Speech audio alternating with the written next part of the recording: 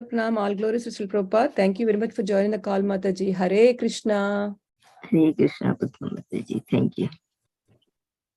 Hare Krishna, Padmasakhi. Please accept my humble obeisances. All glories to Srila Prabhupada and Shri Guru and Shri Gauranga. And to all the assembled devotees, this is Megha from Neighborhood. Hare Krishna. Hare Krishna, Megha Mataji. Dandavat Pranam, all glories to Srila Prabhupada. Thank you very much for joining the call, Mataji. Hare Krishna. Hare Krishna, Padma Mataji, all glories Srila Prabhupada and Guru Maharajis. My humble obeisances to you and all the devotees. This is Krishna Kumar Devidasi from Raleigh. Hare Krishna, Krishna Kumari Mataji. Dandavat Pranam, all glories to Srila Prabhupada. Thank you very much for joining the call, Mataji. Hare Krishna. Hare Krishna, Padma Mataji. Dandavat Pranam, all glories to Srila Prabhupada. This is Vinita Gandharvika Devidasi from Texas. Hare Krishna, Vinita Mataji. Dandavat Pranam, all glories to Srila Prabhupada. Thank you very much for joining the call, Mataji. Hare Krishna. Hare Krishna, Padma Mataji. Please accept my humble obeisances. All glories to Srila Prabhupada and all the assembled devotees. This is Indulekha Karna Devidasi from Lincoln. Hare Krishna, Indulekha Mataji. Dandavat Pranam. All glories to Srila Prabhupada. Thank you very much for joining the call, Mataji. Hare Krishna.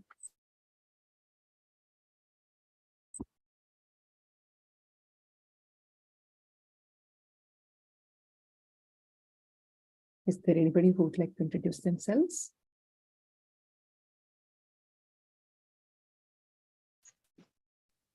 Dandavat Pranam, Hare Krishna. Hare Krishna, Mataji. Dandavat Pranam. May I know your name, Mataji? Hare Krishna. Sri Upanishad Dasi. Sri Upanishad Das Mataji. Dandavat Pranam. All glories to Srila Prabhupada. All glories to Srila Prabhupada. All Thank you glories so to much, the Mataji, for joining the call, Mataji. Hare Krishna. Jai Hari Bol.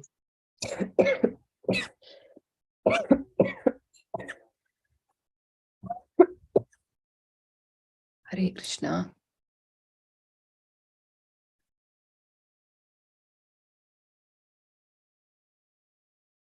Hare Krishna, Matajis. Is anybody who would like to introduce themselves, Matajis and Prabhujis?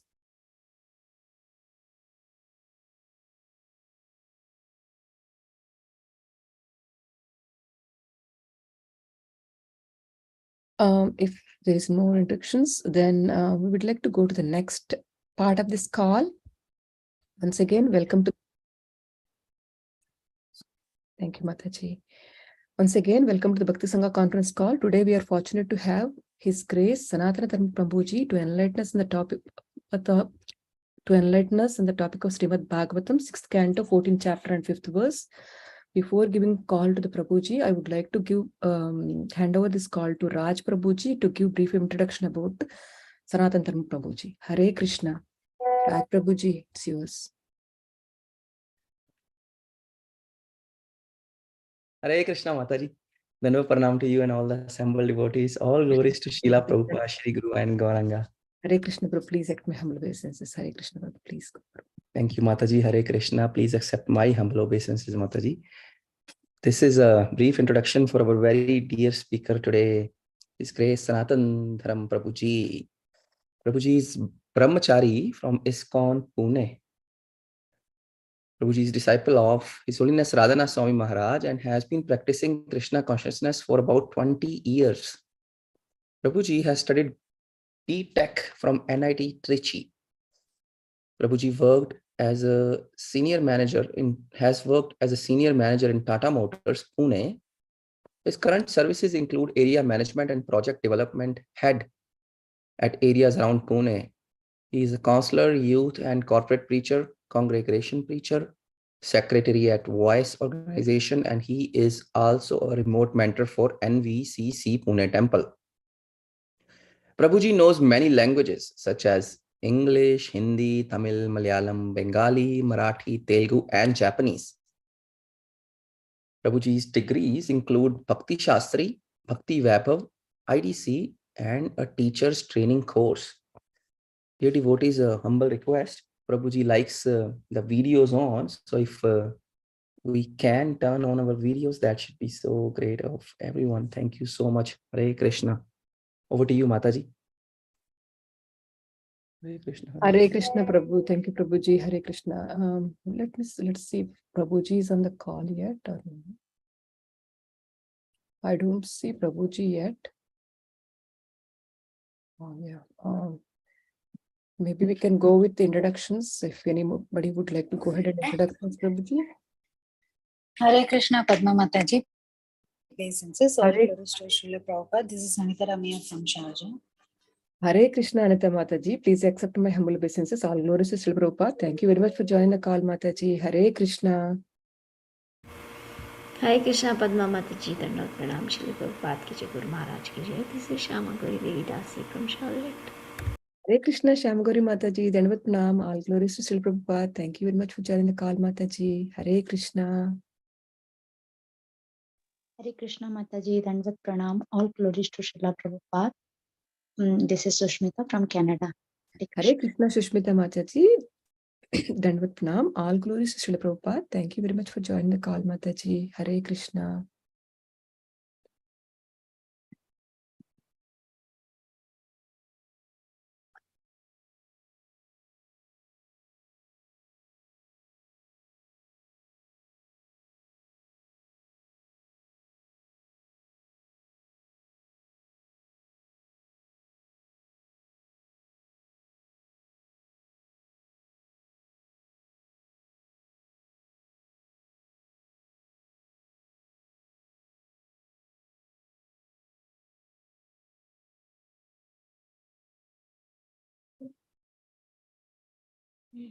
If still anybody would like to introduce themselves, they can introduce themselves.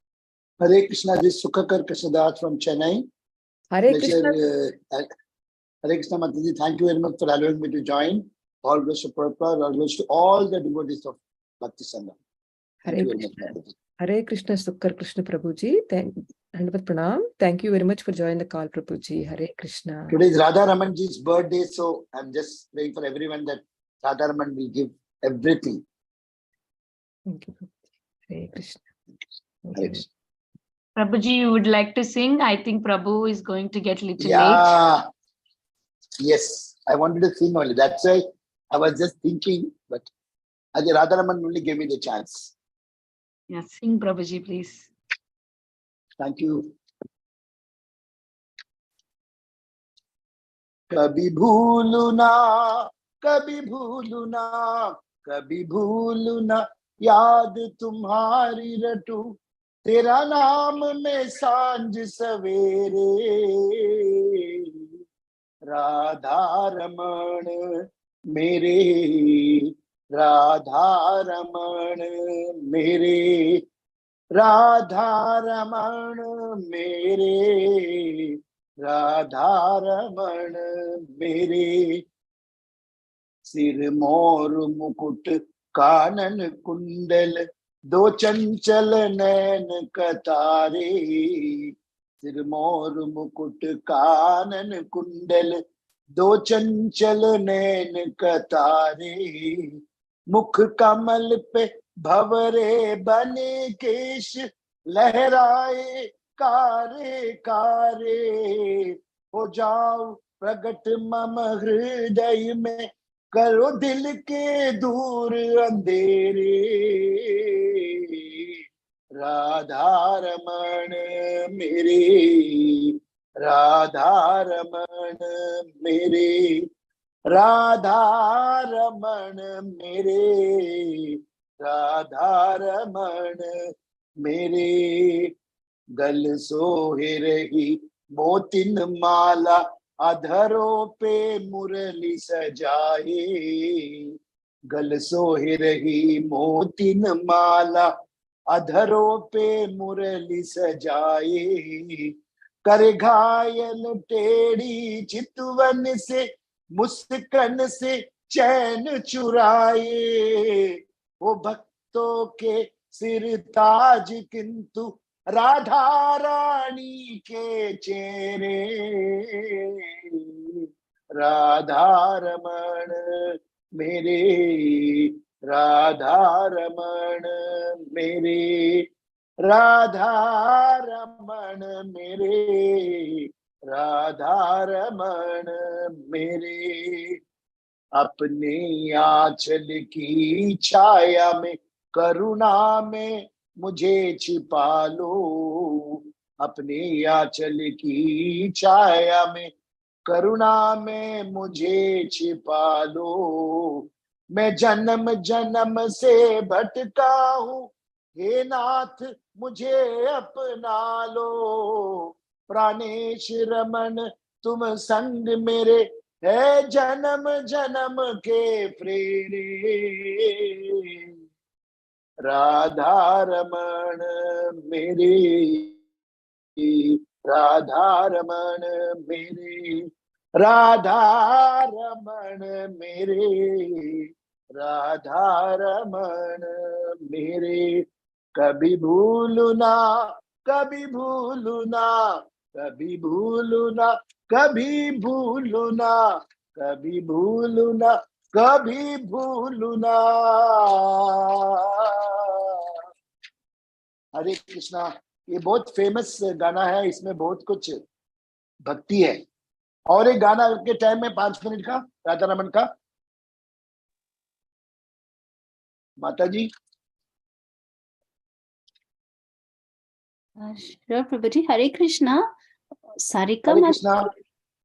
Hare Krishna, Prabhuji. Sarika Mataji Hare had Krishna. raised her hand. I was not sure why. या Hare Krishna. Okay. Sorry माताजी, गलती से लग गया। Okay.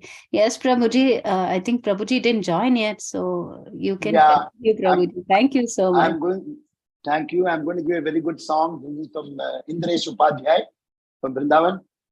वाणिर्गुणानुकथने श्रवणो कथायां हस्तो च कर्मसु मनस्तव पादर्योनः स्मृत्यां शिरस्तव निवास जगत् प्रणामे दृष्टिस्ततां दर्शनेस्तु भवतनूनां ब्रज जन प्रियतम बालमुकुन्दं राधारमणं हरे हरे राधारमणं हरे हरे केसरतिलकं कृष्णवर्णं केसरतिलकं कृष्णवर्णं राधारमणं हरे हरे राधारमणं हरे हरे ब्रज जन प्रियतम बालमुकुन्दं राधारमणं हरे हरे राधारमणं हरे हरे राजतवनमालं रूपरसालं राधारमणं हरे हरे राजतवनमालं रूपरसालं राधारमणं हरे हरे राधारमणं हरे हरे राधारमणं हरे हरे वेणुकृतनादम् आनंद अपारं राधारमणं हरे हरे राधारमणं हरे हरे ब्रज जन प्रियतम बाल मुकुंदम राधारमणं हरे हरे राधारमणं हरे हरे सुंदर मृदुहासं हरत विषादं राधारमणं हरे हरे सुंदर मृदुहासं हरत विषादं राधारमणं हरे हरे राधारमणं हरे हरे राधारमणं हरे हरे घोरजमुखलसितं भक्तचित्तवसितं राधारमणं हरे हरे राधारमणं हरे हरे ब्रजजनप्रियतं बालमुकुन्दं राधारमणं हरे हरे राधारमणं हरे हरे राधौरहारं रसरसालं राधारमणं हरे हरे राधौरहारं रसरसालं राधारमणं हरे हरे राधारमणं हरे हरे राधारमणं हरे हरे भक्त आदीनं दीन दयालं राधारमणं हरे हरे राधारमणं हरे हरे ब्रजजनप्रियतं बालमुकुन्दं राधारमणं हरे हरे राधारमणं हरे हरे भक्तवत्सलं रसिकनरेशं राधारमणं हरे भक्तवत्सलं रसिकनरेशं राधारमणं हरे हरे राधारमणं हरे हरे राधारमणं हरे हरे गोपसुवेशं दास इन्द्रेशं राधारमणं हरे हरे राधारमणं हरे हरे ब्रजजनप्रियतं बालमुकुन्दं राधारमणं हरे हरे राधारमणं हरे हरे जय जय राधा रमण प्यारो राधा रमण जय जय Radha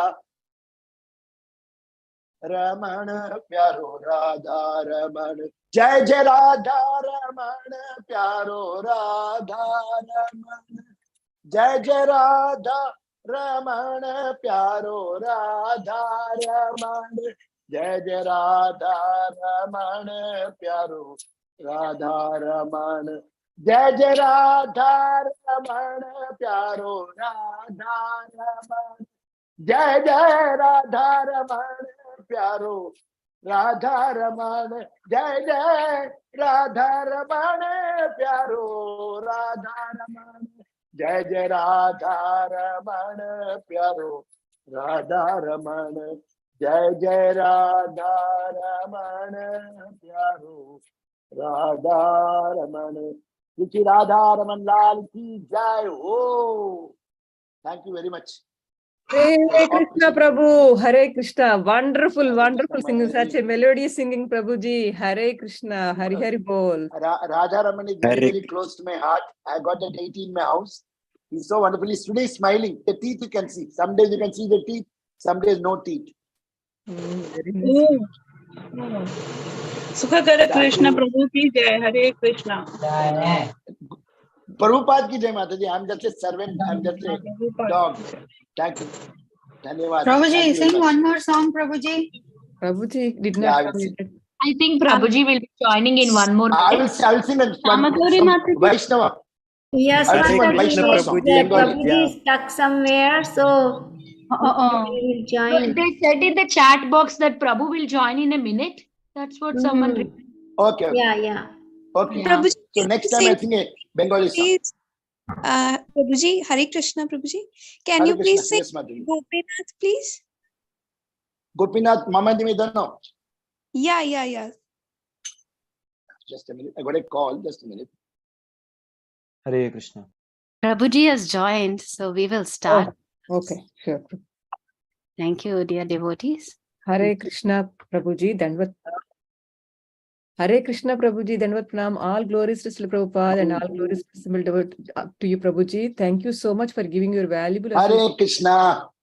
Am I on Sanatana DharmaPrabhu ki jai ho. Thank you very much, Prabhu. Padma Mataji, you're audible. Okay, sorry, Prabhuji. So I thought I was speaking on mute. Thank you, Prabhuji, for giving your valuable association and time this morning for enlightening us in the topic Srimad Bhagavatam, 6th canto, 14th chapter and 5th verse, Prabhuji. Hare Krishna. I would like to hand over the call to you, Prabhuji. Please take care of it. Hare Krishna. Thank you. We'll start with prayers right away. Om Ajnanandhasya Gnananjana Shalakaya Churunmilitam Yena Tasmai Shri Gurave Namaha Nama Om Vishnupadaya Krishna Presthaya Bhutale Srimate Bhaktivedanta Swaminiti Namine Namaste Saraswate Deve Gauravani Pracharine Nishesha Shunyavadi Paschatya Deshatarine Vancha Kalpatarubhyasya Kripa Sindhobhya Eva Cha Patitanam Pavanebhyo Vaishnavebhyo Namo Namaha Jai Shri Krishna Chaitanya Prabhu Nityananda Shri Advaita Gadadhara Shri Vasadi Guna Bhaktavinda Hare Krishna Krishna Krishna Hare Hare Hare Rama Rama Rama Hare Hare Hare Krishna. Hare Krishna.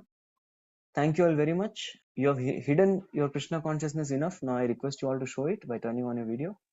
Devotees should show the Krishna consciousness that they have to everybody. And please turn on your videos. I'm very sorry I was detained. What happens in Pune every year on one particular special occasions, we have a Brahmachari festival. Of course, Brahmachari festival happens every month. But this particular Brahmachari festival, the devotees accept the saffron. The saffron ceremony was happening. I had to get up and come in between. So I was detained till my students were taking, I was there. So thank you. Thank you all so much. I request everybody to please once again turn on your videos and let's start with this very, very, very famous and yet a very important shloka. It's a very important shloka. So let's begin. This is a shloka which Srila Prabhupada will also quote many times, multiple times. And this has a very, very long purport. So how we are going to be discussing is we are going to discuss little part of the purport and then discuss, read little, discuss more, read little, discuss more. That's how we're going to do. I think you're all really upset with me. That's why you're all not showing your faces. Requesting you all to please appear. Don't be upset with me.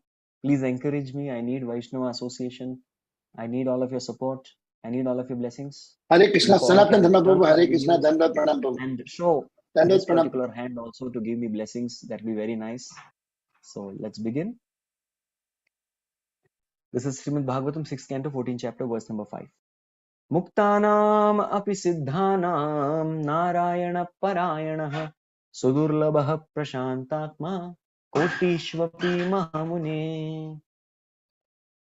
Yes, can someone read the translation directly? Let's go to the translation.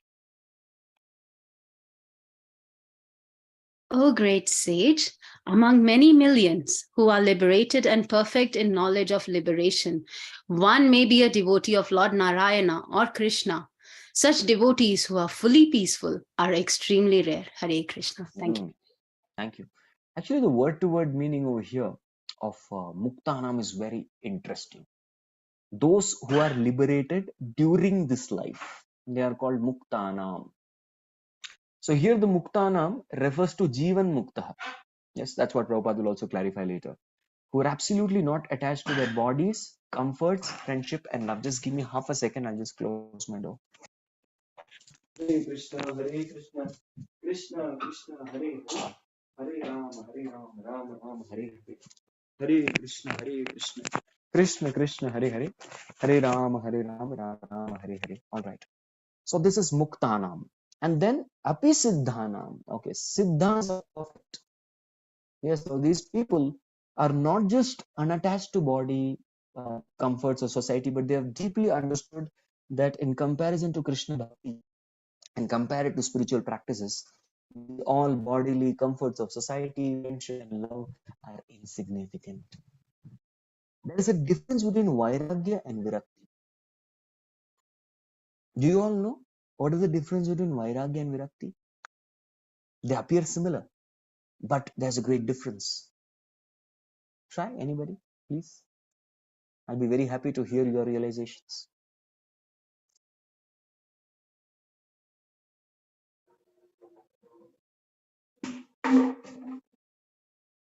And trying to interact. Hare Krishna, with Vairagya, you can Vairagya even is put it in the actually, chat. Yes, yes. Prabhu, His can I Grace tell? Shukakara Krishna Prabhu. Hare Please go ahead. Krishna, Please go ahead. Vairagya is a person who is trying to follow the religious methods and want to get detached for his upliftment. Virakti is something you are going against your. I'm getting that Vairagya is a little more formal and Virakti is just against your desire. Thank you, Prabhu, for participating. Mehak Prabhu. Vairagya means totally detached like sannyasi. Okay. And what is Virakti then?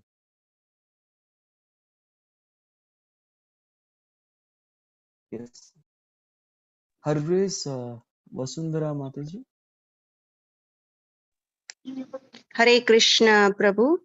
I'll just give it a try. Vairagya is basically like the renunciation.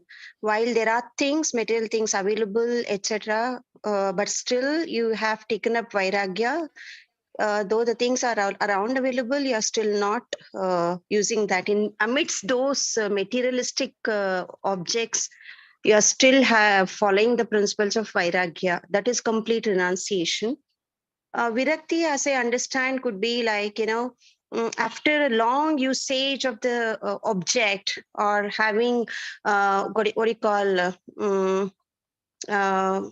experience the sense gratification for a number of times, you feel that enough of it, like I mean you just want to kind of, you're fed up of it, right? That is what I felt is virakti, like continuous usage of an object or continuous experience of any sense gratification. You reach a point, like oh my god, this is enough, like next time you see, you don't want to get into that, rather you want to look at much better than that what you've already experienced.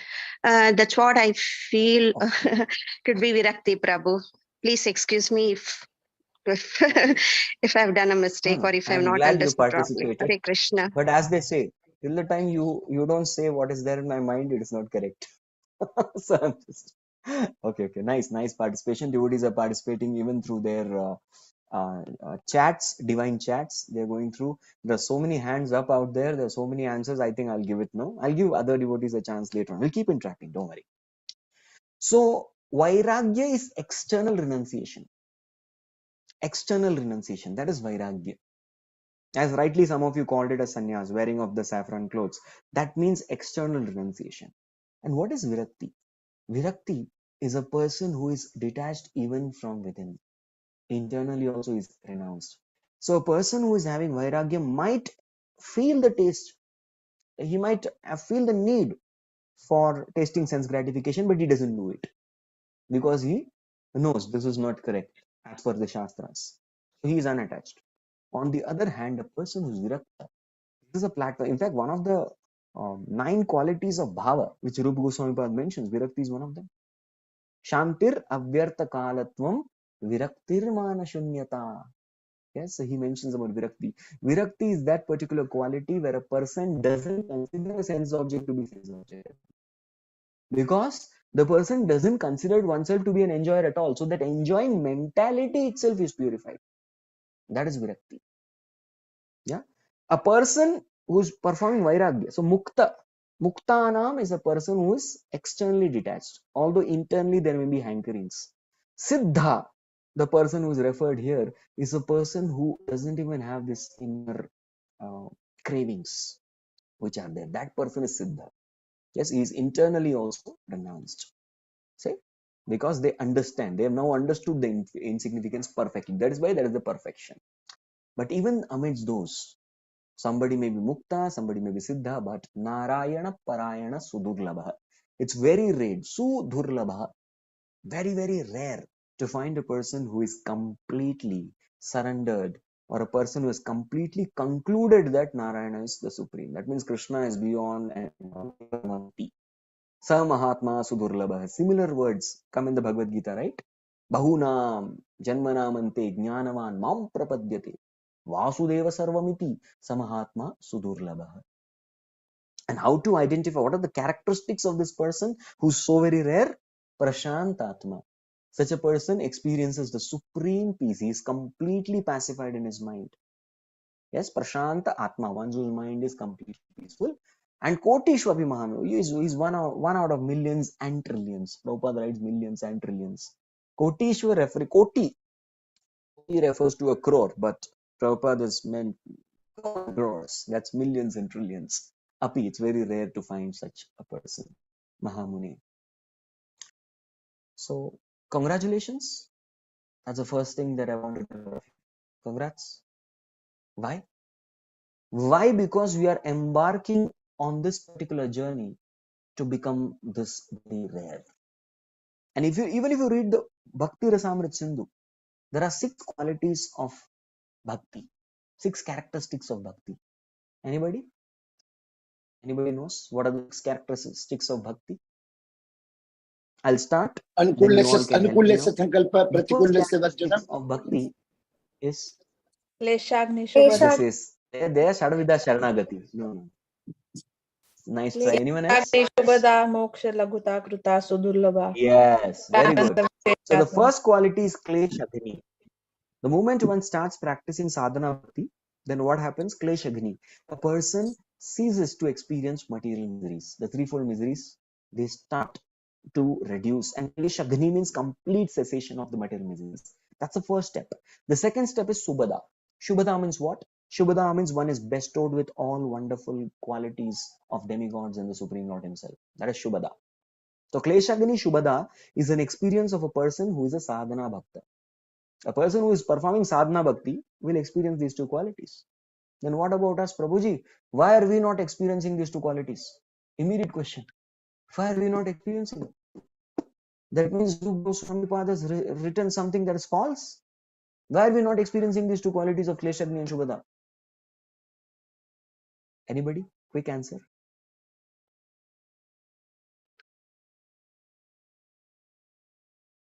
Material desires? Okay. Someone is saying, yes, Prabhuji, we are experiencing. You may not be experiencing that. We are not chanting properly. Okay, We are not chanting. We are not chanting properly. Oh. We are not chanting properly. Okay, you're coming close to the answer. Anyone else? Because of aparadhas or offenses? Quite possible. Anyone else? The main reason is because we are not yet sadhana bhaktas. We are sadhakas. This is the reality. We are sadhakas who are moving towards becoming a sadhana bhakta. Sadhana bhakti is a very, very elaborate process. But it is simple but not easy. Simple as in that it has 64 limbs. And do not worry, you don't have to memorize all of them. We just have to practice 5 out of them powerfully, but under the direction of a spiritual master. That is where we all get beatings. We do these 5 limbs, but we try to do it whimsically, independently, autonomously, rebelliously sometimes. This is the way we try to do it. But if we are doing it under the direction of spiritual master, so Rupa Goswami Pada repeatedly hammers this point that sadhana bhakta means under the direction of spiritual master, under the direction of spiritual master. This is something which is very difficult. Getting this quality of submissiveness. Tadvidhi pranipatena. This is the first quality. Pariprashnena sevya comes later. First comes pranipat. This is something we are all struggling to cultivate. But if a devotee cultivates this quality of submissiveness, one will have rapid progress in the path of Krishna consciousness. Yes. So This is the quality. Tadviddhi pranipatena, submissiveness. So when this submissiveness to the Guru is there, then there is pariprashna sevaya, then there is sadhana bhakti. So we are struggling sadhanas. We are struggling to practice the sadhana bhakti. That is why we are not experiencing it. Okay, all right, going ahead. Then Bhava Bhakti has two more characteristics. Bhava Bhakti has this Kleshagni and Shubhada. Additional, over and above this, it has two more qualities. Who can tell me?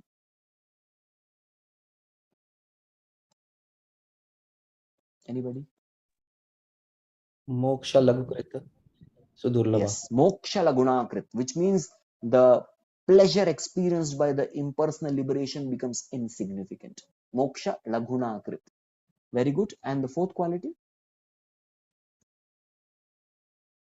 The fourth quality is Sandrananda Visheshatma. Sandrananda Visheshatma. Sandrananda Visheshatma, where a person experiences great bliss, that is bhava, ecstasy. The pleasure of ecstasy is a person experiences. That is Sandrananda Visheshatma. All right. But the Prema Bhakti has two more qualities. Krishna The fifth Karshani. quality is Krishna Karshani. Yes, Krishna gets attracted to Prema. Krishna is sold out. And the last one is Sudurlabha. Very, very rare. So what is being spoken about is about Prema Bhakti. It's very rare to find Premi Bhaktas, the devotees who are in complete love with Krishna. That's very rare. At the same time, rare are all these wonderful devotees. That's why I was asking all of you to turn on your video so that everybody could see each other. Rare are these wonderful souls who are embarking on this particular process towards Prema Bhakti. Yes, and that is the whole sum and substance of this entire verse and the purport that Srila Prabhupada is about to give. That's Prabhupada is given it. We are about to read that particular purport. Sudurlabha, very rare, very rare, very rare. Yes. So this particular feeling of bhakti becoming very rare. Bhakti is so very rare. And yet we have received it. It's something for all of us. It's a matter of developing gratitude. We're supposed to develop gratitude towards Srila Prabhupada, gratitude towards spiritual master, gratitude towards all wonderful Vaishnavas, that we are embarking on this rare path without any particular qualification. So I was just reading the other day about His Grace Jayanand Prabhu. We'll get into the purport. I'm just setting the right mood. We set the right mood, then we'll be able to assimilate the purport better. That's my humble feeling. So I was reading about His Grace Jayanand Prabhu, and His Grace Jayanand Prabhu is a person. Many devotees recall memories with His Grace Jayanand Prabhu. He's a person when he departed from this world. Srila Prabhupada made an official communication and announcement to the entire global ISKCON that His Grace Jayananda Prabhu would be addressed as Jayananda Thakur. He received that title, and his disappearance should be celebrated in the same manner as we would celebrate any Vaishnava Acharya's Tirobhavtiti. And that was the desire of Srila Prabhupada. That's the kind of honor Srila Prabhupada gave him. For he had very wonderful quality. See, His Grace Jayanand Prabhu had a very cheerful, strong, powerful, well-developed personality full of devotion. Anybody who would come in contact with him would instantly become very Krishna conscious. And his preaching would be very simple. It wouldn't be so complicated preaching. His preaching was very simple. He would say, all we have to do is chant Hare Krishna and take prasad. See, be very grateful to Srila Prabhupada. He has given us a very easy path. So when His Grace Jayanand Prabhu was doing a service, he would always be around doing menial services. So he was doing a service of repairing the van, the Sankirtan van. So he had gone underneath the van. He had gone inside, underneath the van, and he was repairing there. And he saw that a couple of people were walking by. So he came out, he stopped them. Would you care to spare some couple of minutes with me? And they said, sure, why not? And then he went underneath them, and all they could see was the lotus feet of Jayanand Prabhu, which was coming outside. They could see the lotus feet of Jayanand Prabhu outside, and Jayanand Prabhu was speaking from inside. And all he was saying the same thing. Oh, this is such a wonderful process of Krishna consciousness. All you have to do is just chant the holy name, take prasad, and Srila Prabhupada is so great. We have to be so grateful to Srila Prabhupada. He's given us such an easy process to achieve that which is very, very rare. Sudurlabha. Yes. And now we'd like to dive into the purport. And we'll be going para by para or section by section. Thematically, we'll be trying to release the wonderful purport to this very, very important, often quoted verse. Purport by His Divine Grace, A.C. Bhaktivedanta Swami Srila Prabhupada ki Jai. Srila Prabhupada ki Jai. Srila Vishwanath Chakravarti Thakur gives the following purport to this verse. Simply desiring mukti or liberation is insufficient. One must become factually liberated. When one understands the futility of the materialistic way of life, one becomes advanced in knowledge and therefore he situates himself in the Vanaprastha order, unattached to family, wife and children. Okay, we'd like to pause here and discuss a little bit. What is being spoken here is not just sufficient to desire for liberation. See, there are three rarities in this world. Shankaracharya says three things are very rare. The first thing is Manushyatvam. The very fact that we have got this human body, it's so very rare. Jalaja navalakshani stavaram laksha vimshati krimaya rugra sankraye pakshinam dasha lakshana trivim lakshati pashavaha chatur lakshani manavaha. So there are 9 lakh types of aquatics. There are 20 lakh types of stationary achara jivatmas who don't move. There are 11 lakh types of worms, insects. There are 10 lakh types of birds, and there are 30 lakh types of beasts with 4 legs. So we see all this, and only Chatur Lakshani Manava. So 80 lakh species are dedicated to the other animals, birds, insects, etc. And it's only the 4 lakh species who are human beings. That too very less in population. And these 4 lakh type of human beings means they are based on different consciousness. Topmost consciousness is of a pure devotee. Of course, a pure devotee will not come under the 8.4 million species. But yes, devotees are having the highest consciousness among this category. They are all classified and categorized as per their consciousness, the 4 lakh species. So, the first rarity is Manushyatvam, Shankaracharya says. He says the second rarity is Mumukshatvam. Mumukshatvam is a person who is desirous of liberation. That's very rare. And this type of desire develops. This kind of desire develops only when one is frustrated in this material world. Yes, one has to experience frustration. How many of you have experienced frustration in this material world? Only I have experienced, I think. You all are Vishwam Purna Sukhayate. You are in that particular category. Some of them are turning on their digital hands. Yes, so we have experienced this particular frustration. That's very hard. It's very hard to survive in this material life. And sometimes devotees would go up to Srila Prabhupada and say that, Prabhupada, even spiritual life is difficult. We thought Keval Ananda Kanta, chant Hare Krishna and be happy. So we used to think you chant Hare Krishna, you become happy. So many people give different purports to it. Chant Hare Krishna and be happy means just chant and be happy. Just be happy yourself. Don't think of anything else. Some of them say, yes, chant Hare Krishna and be happy eventually. That will be the final result. Hope for it. You may not get it instantly. So like that different. One statement of Prabhupada, Mahavakya, chant Hare Krishna and be happy. So many different Vaishnavas give different commentary on this particular Mahavakya. Chant and be happy. Right? Chant and feel happy, some of them say. But it's very important to understand that if you say spiritual life is difficult, the material life is impossible. We should always remember this. If you say somebody comes and says the spiritual life is so very difficult, Prabhu, so much of anxiety, so much of problems, then the material life is impossible. One cannot actually be in this material world. Many times people want to quit their life because their life is there's no purpose. So when each and every attempt of theirs is frustrated, one person repeatedly experiences frustration in the attempt to be a controller, to be an enjoyer, be a proprietor.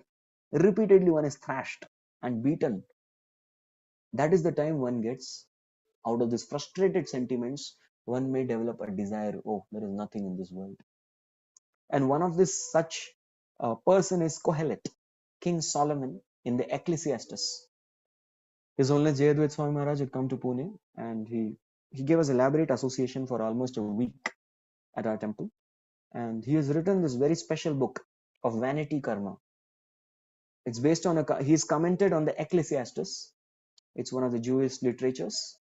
Of course, it's part of the Bible canon right now. So there, King Solomon, being a king, He enjoyed much of this material world. Just we are all tiny, puny people. And even we have experience of enjoying different commodities, things, and other stuff. But he being the king, he has enjoyed property, he's enjoyed women, he's enjoyed so much of wealth. But each and every step, he has only experienced vanity. That means frustration. So the entire book is about that. And such kind of frustrated sentiments, he develops detachment.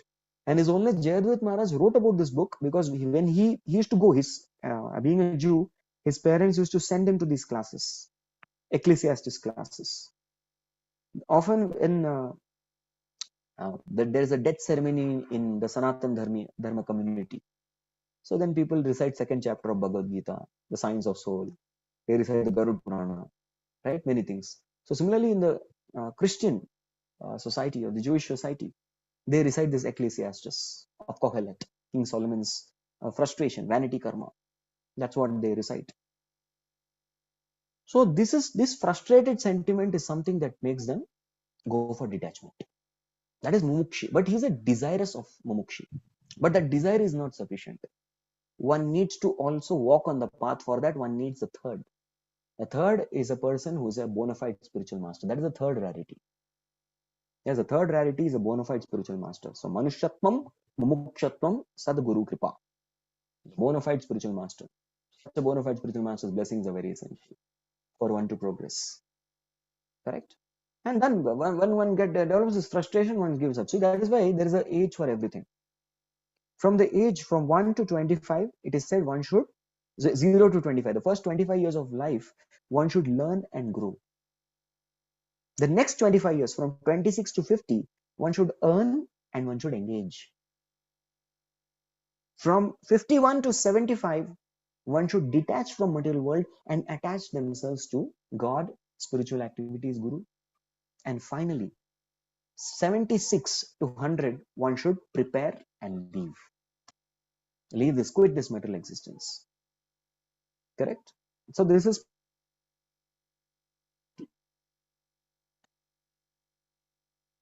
going on.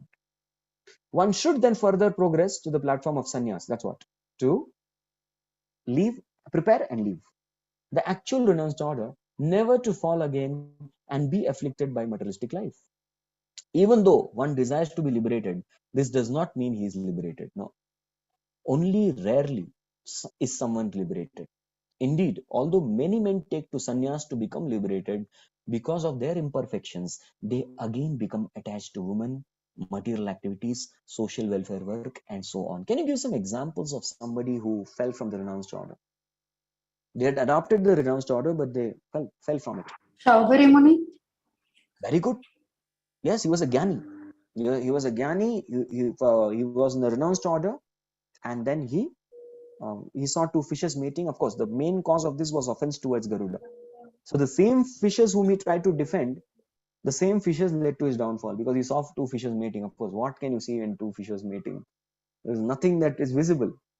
Fishes are tiny, but then he developed a strong material urge to get married and to get back to the household life of enjoyment. Okay, very nice example, Mataji. Somebody else? Vishwamitra. Correct. Vishwamitra also had given up everything. He had renounced his entire, whole life. He was a king, Kaushika Raja, Gadi Sutta. He comes in the Surya Vamsha, the same dynasty of Lord Ram.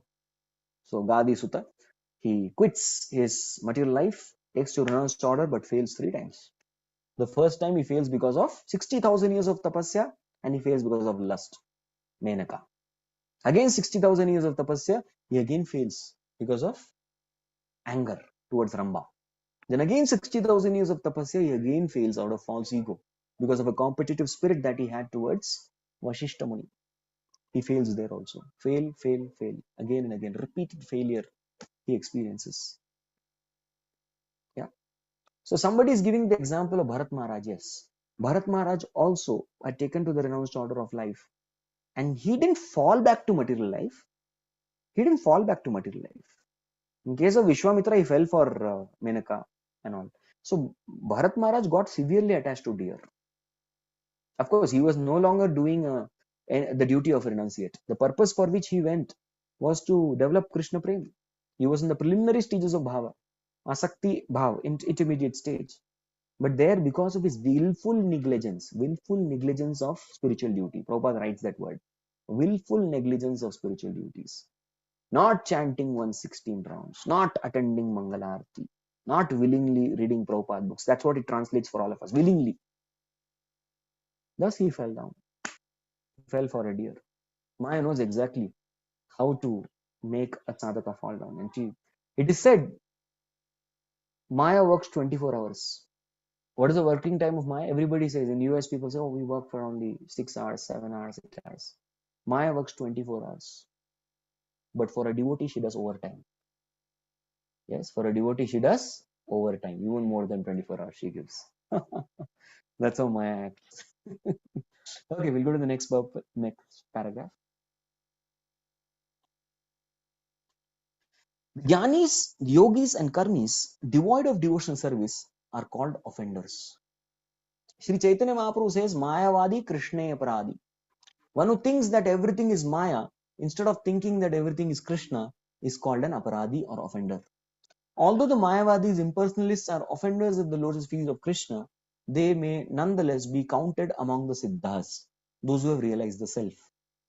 They may be considered nearer to spiritual perfection because at least they have realized what is spiritual life. If a person becomes Narayana Parayana, a devotee of Lord Narayan, he is better than a Jivan Mukta, one who is liberated or perfected. This requires higher intelligence. Yes. Brilliant. So I would like to speak something on this. What is being mentioned here is Mayavadi Krishna Aparadi. So the entire purport now is going to speak about how rare is Krishna consciousness. So this is just one brahmachari who was sharing his realization. He was sitting in a train and he was traveling to go towards the destination. So opposite to him was sitting one Mataji. And this Mataji, she urged that, so you are a monk, you are a Swami. Can you please speak something about spirituality, about spiritual life, about God? And train is the only time we brahmacharis get continuous time. Freedom from mobile signals, freedom from internet. We get freedom from all phone calls and messages. This is the only dedicated time we get to sit and read Shastras at a length. Shruti Samvritya Chiram. It's such a blissful journey we have. Just we used to go on the upper berth, open our Bhagavatam or CC, Chaitanya Charitamrita or Gita for that matter. All these three, one of these three books we carry and we just go and absorb in reading. This is the only opportunity we get. So this Prabhuji said, Mataji, I want to study scriptures. Please allow me to study. Said, okay, I'll allow you to study for some time. After that time, you have to come and you have to teach me about God. Okay, all right. So then what the devotee, as soon as he went up, he opened Bhagavatam, he felt hungry. He felt hungry, so he had prasad.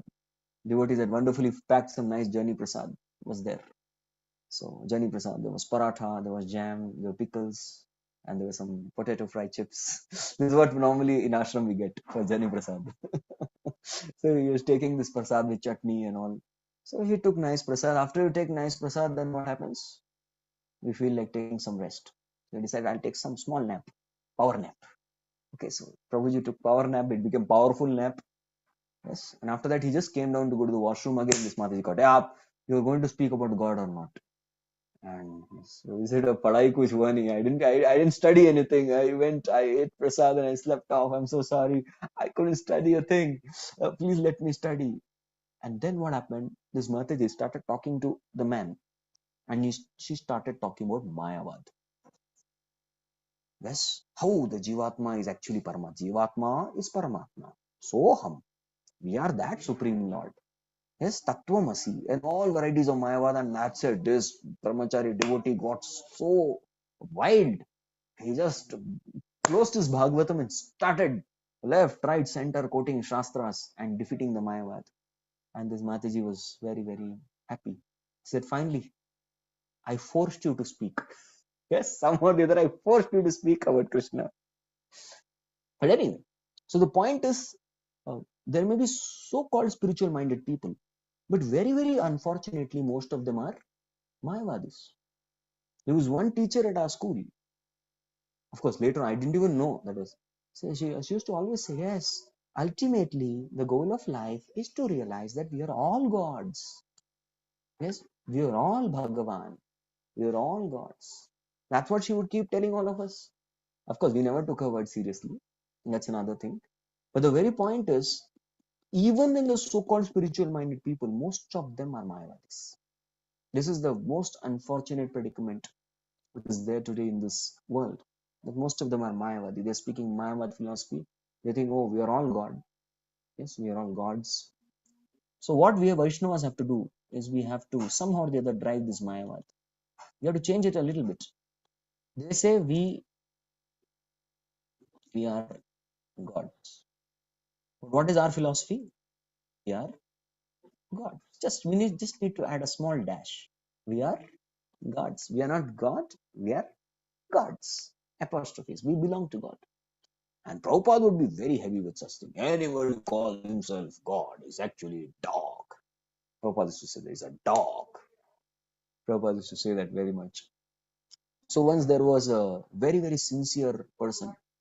Yes, and this person wanted to practice spirituality. So he approaches a guru. But this guru is a Mayavadi guru. So he tells this disciple that I will give you a mantra, you keep chanting. He says, okay, I'll chant. Gurudev, please tell me.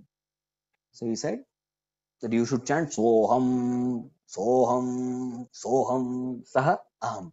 That means that he, capital He, is me. Saha, Aham, Soham. Keep chanting. So he started chanting. And just there was a compassionate Vaishnava who was passing by. So he saw this person chanting Soham, Soham, Soham. He said, my God, this fellow appears.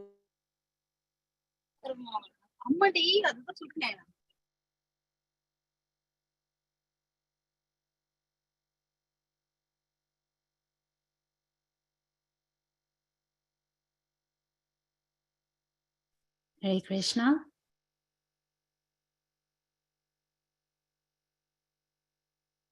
Hare Krishna, I think we lost Prabhuji.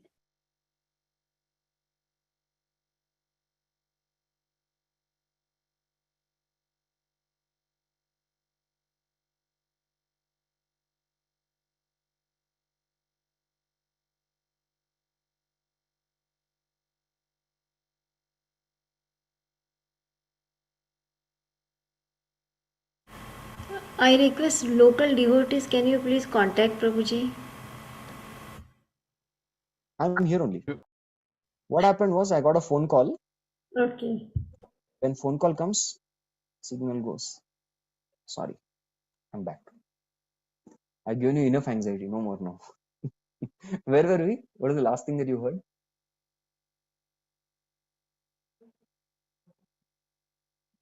Soham, Prabhuji. One Yeah, Vaishnava Soham, was Soham. passing by. Okay, fine. So Vaishnava told him to change. He said, no, I will not change the mantra. I will not, because Guru has given me, so it will be an offense. He said, all right, don't change the mantra, add something. I'll give you something. Can you add something? He said, definitely, I will add. So he said, you make the mantra Dasoham. Dasoham, which means I am a servant. So he started chanting Dasoham, Dasoham, Dasoham. Then the Mayavadi Guru came. He said, hey, my disciple, from Soham you have become Dasoham. Nonsense. Who taught you this? Another Guru taught me. And I will not change this mantra now. He said, already, can you add something? He said, yes, definitely. So what he would like to add? So he said, you add Sada Soham. So you add one letter Sa. So it becomes Sada Soham. That means always I am he. Sada Soham, Sada Soham. I am always he. I am always he. Then the Vaishnava Guru again comes. He says, my God, he's changed the mantra again. So then what the Vaishnava Guru says? He says, Dasa Dasoham. I am servant of the servant. Dasa Dasoham. Dasa Dasoham. So like that he starts chanting this mantra of Dasa Dasoham. Dasa Dasoham. And it goes on. And then the Vaishnava Guru understands, if I leave this fellow for some more time, what will happen? He'll be completely sucked up by the Mayavadi. So the Vaishnava Guru told, now you travel with me. We'll go together and we'll preach this mantra. And then this Guru took away this sincere boy and he went in another direction. Hare Krishna. So like this, Mayavadis are Krishna Paradis, but yet because they understand the spirit soul, their status is higher. But they are in a very unfortunate situation because they are offenders to Krishna. But somehow or the other, if Vaishnavas can preach powerfully, yes, with compassion, they can convert a Mayavadi into Vaishnava. Of course, converting Mayavadi into Vaishnava is not very easy. That's the duty of an Uttamadhikari. Somebody having that level of compassion is somebody who can preach. Like there was Chandrasekhar Acharya and there was also Tapan Mishra. They were great devotees of Mahaprabhu. But they never took the task of preaching to Mayavadis. My God. Prakash Anand Saraswati and 10,000 disciples. They told, oh my Lord, only you can do it. Only you can deliver this Prakash Anand Saraswati along with his 10,000 disciples. 60,000 disciples. You can deliver them. We cannot do it. And thus, out of the plea of the Vaishnavas, then the Lord, who's playing a role of an Uttamadhikari, Prabhupada writes there very clearly. Tapan Mishra and Chandrasekhar Acharya are playing the role of a Kanishta devotee. They're playing the role there. Because for a Kanishta devotee, like neophytes like all of us, Mayavada Bhasha Sunya, Oi Sarvanash. You listen to Mayavad, our entire bhakti will be destroyed. Our service attitude will be completely destroyed. So, we don't want to destroy the service attitude, right? So, that's why we should not listen to Mayavadi Bhasha. But at the same time, somebody is an Uttamadhikari. An Uttamadhikari has that great compassion that he is able to preach and convert even a Mayavadi into Vaishnava.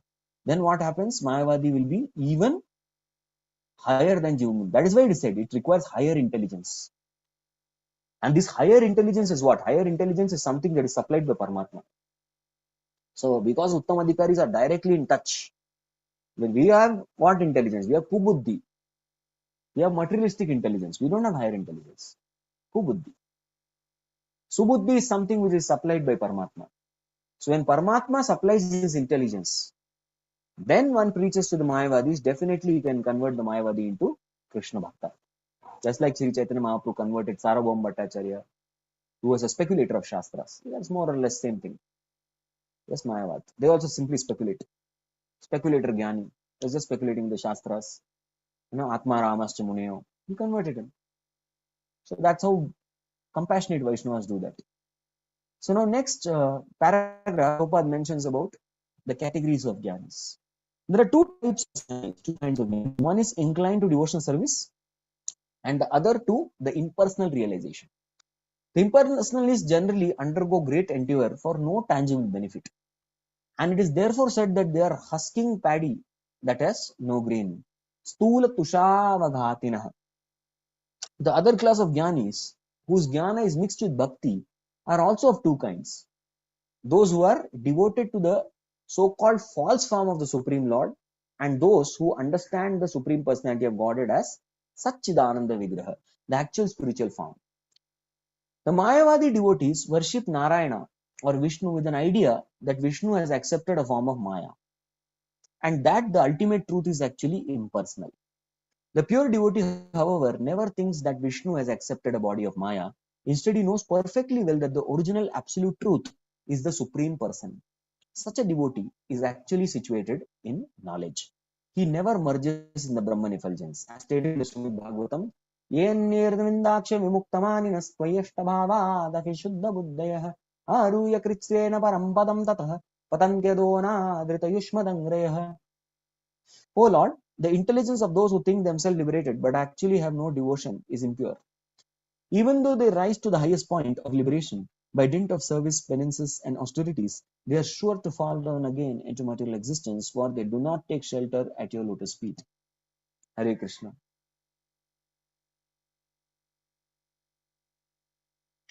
Okay, so even Krishna mentions about these two types of Jnanis. If we see one category of Jnani is mentioned in 7th chapter.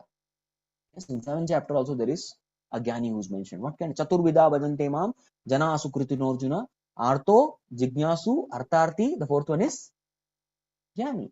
Jnani cha bharatashabha. Correct, Jnani. And what is this kind of Jnani? This kind of Jnani is a person which Krishna says is Udaradi. Udara sarva evete jnanino atmaiva mevatam. Astita sahi yuktatma. Because this Jnani is a Jnani who is performing Jnana but along with Bhakti. Yes, it's along with Bhakti. He has not neglected Bhakti. Because of that reason, such a Jnani is as good as me, Krishna says. So he is a good Jnani. Yes. Jnanis are also there mentioned in Bhagavad Gita, many Jnanis, there are different types of Jnanis. So this Jnani is a Sukritinaha. He's a good Jnani because ultimately he's going to come towards Bhakti and to come towards Krishna. Yes, he's coming towards Krishna. And the second category of Jnani which is mentioned is not such a good Jnani. Why? Because this Jnani is a mischievous fellow. He is a miscreant. This Jnani is the person who is wanting to merge into the impersonal Brahman. I tell you, even amongst person who want to merge into impersonal Brahman, there are two categories. The first Jnani is a Brahmavadi, like Shukadeva Goswami, the four Kumaras. They were Brahmavadis. That means they were not offenders of the Supreme Lord. On the other hand, the second category of Jnani, who wants to merge into impersonal Brahman by offending the form of Lord, is a person who is a Mayavadi. And these Mayavadis are Krishna Paradis. So the first category of Jnani, Brahmavadis, are one who are Brahmopasaks, like Shukadeva Goswami or four Kumaras. They can become devotees provided they get association. Yes, Shukadeva Goswami got a little bit of association of the woodcutters and went back. He left his home as soon as he came out of his mother's womb. First of all, he's not coming out of his mother's womb. For 16 years, he never came out. Then Krishna had to personally come and tell him, Shukadeva, please come out. He was afraid to come because there's a lot of Maya outside. I will not come outside. But then Krishna personally came and told Shukadeva, don't worry, please come out. And then Shukadeva said, all right, because you are telling, I'll come out. He came out and then he started going towards the forest. Even his Upanayan Sanskar wasn't done. Putra, Putra, Vyasdeva was telling Putra, Putra and running after him. Still he paid no heed. Then the woodcutters in the forest, they told him a verse from Bhagavatam. Because of which he came back. Ahobilam, Sanatana, Jiggamsi Apaya, Daktasadi, Devegatinda Trimuchitam Tatonyam, Kamba Dayalam Sharanam Rajema. They heard this, but who is this person being spoken about? They said, this person is Krishna. From where did you learn? We learned from Bhagavatam. Who wrote Bhagavatam? They said, Mister, your father wrote Bhagavatam. Then I'll go back to father and learn Bhagavatam. So he went back home. For four Kumaras, what happened? The four Kumaras, they smelt the aroma coming from the tulsi, which was situated at the dust of the lotus feet of the Lord. So they, from there. Tasyaravinda nayanasya padaravinda kinjal kamishna tulasi makaranda vayo antargatescha vikarena chakara tesham sanshova maksharajusham apichitta tanvo. So they smelled that wonderful fragrance coming from the lotus feet of the Lord. And they all four Kumaras became pure devotees of the Lord. Haribol, Jnanis became devotees. So these are what type of Jnanis? They are Brahmavadinaha. Yes, Brahmavadinaha. On the other hand, there are the offender Jnani. There is one story who offend the personal form of Lord.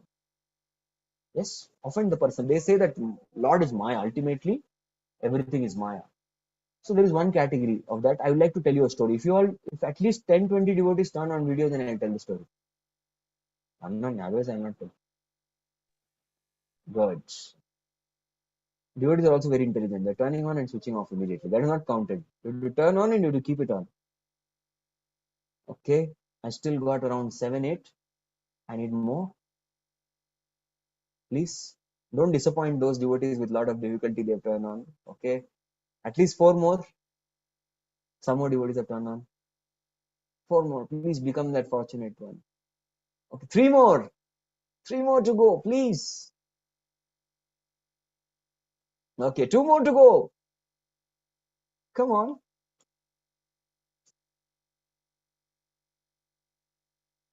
Two more. Hare Krishna. Okay. 1 more. All right. Fine. Now here was the story. So once there lived a very small boy. His name was Munikumar. And Munikumar had a mother who was a great devotee of the Lord. So Munikumar was always very nicely protected by his mother. And his mother would take him across a particular jungle and leave him to his Gurukul. He used to go to school.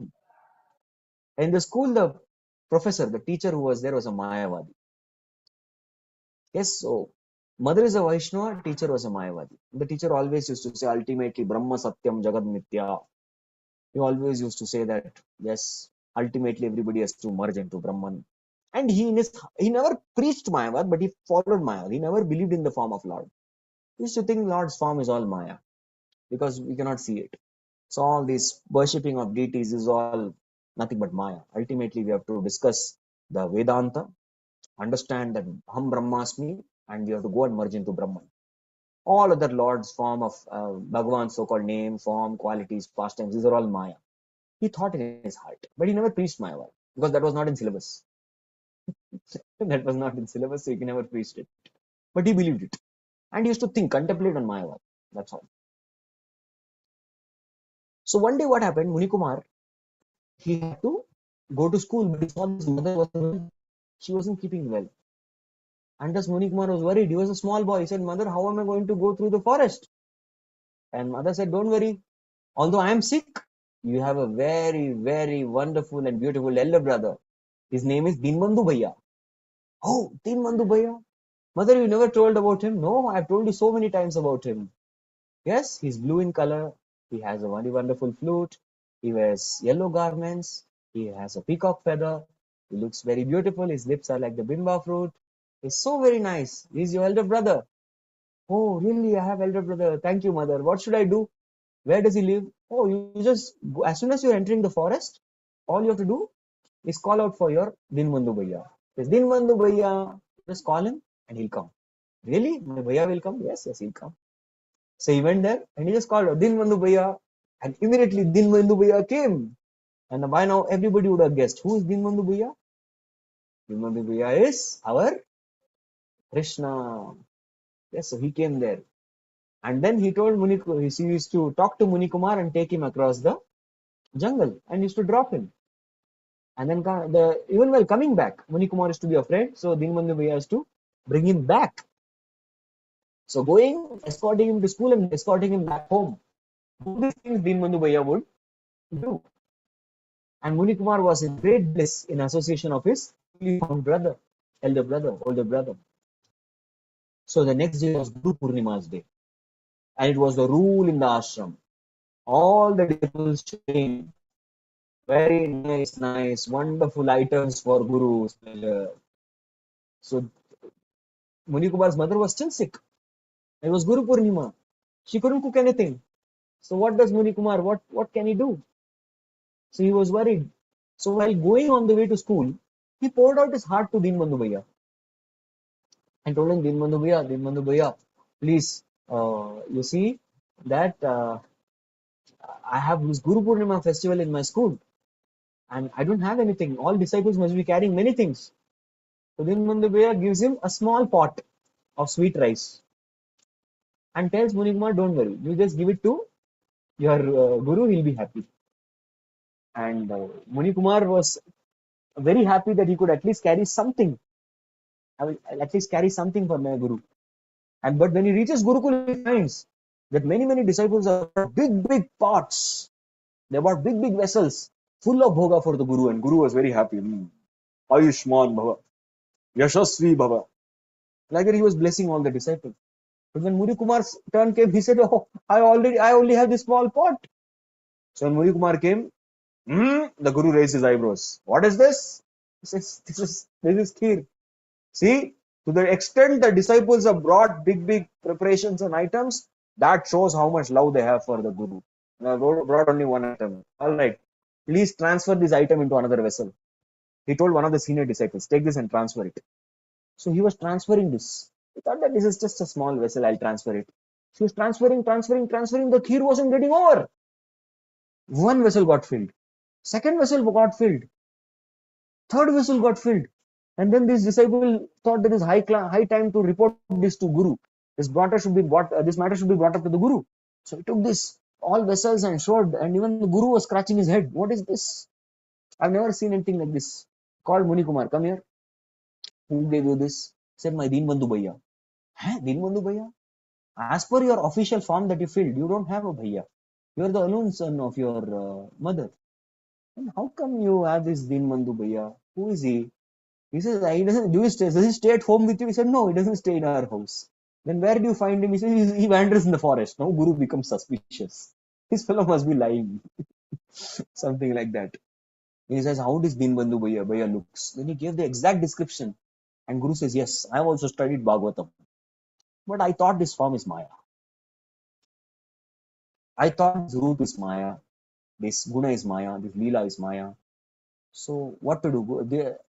Guru said, well, after the festival is over, when you're going home, I want to meet your Dinbandhu Bhaiya. Muni Kumar said, all right, I'll definitely take you.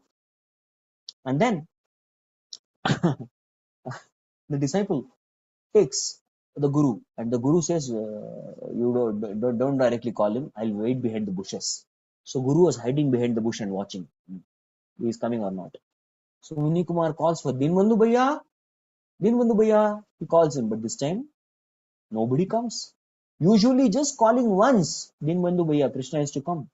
But this time he's calling him intensely, Dinbandhu Bhaiya, Dinbandhu Bhaiya. Still nobody is coming. And the Guru at the same time is thinking, I also studied Shankara's philosophy. Shankara also says that Brahman is Paratattva, but Narayana is Parat Paratattva. Like that he's contemplating behind the bush. And then Muni Kumar breaks down crying. He says, I'm going to be proven to be a liar, a cheat, who's telling lies to his Guru. You're not appearing in front of me. Why are you doing this, Dinbandhu Bhaiya? He starts crying intensely. I'm seeing the intense cry. Finally, Krishna speaks to him. He says, Muni Kumar, you are my wonderful devotee. And I showed my form to you because your mother is a great devotee of me. And this even Guru is hearing, some sound is coming, some sound vibration from the top. He is also hearing very intensely, what is this? What is this sound? On the other hand, the person you have brought with me, you have brought to me, and who you want me to show my form to that person, such a person is actually not my devotee. He's a Mayavadi. He doesn't believe in my form. That time Guru becomes shocked. Yes. He doesn't believe in my form. He doesn't believe in my Leela. He doesn't believe in my name. So he is a aparadhi, like that. And the Guru becomes very, very ashamed of himself that he never believed the Shastras. He was offending the Supreme Lord's form. So he begs to Muni Kumar, please, you are a devotee. If you plead, Lord will definitely show his wonderful form to me.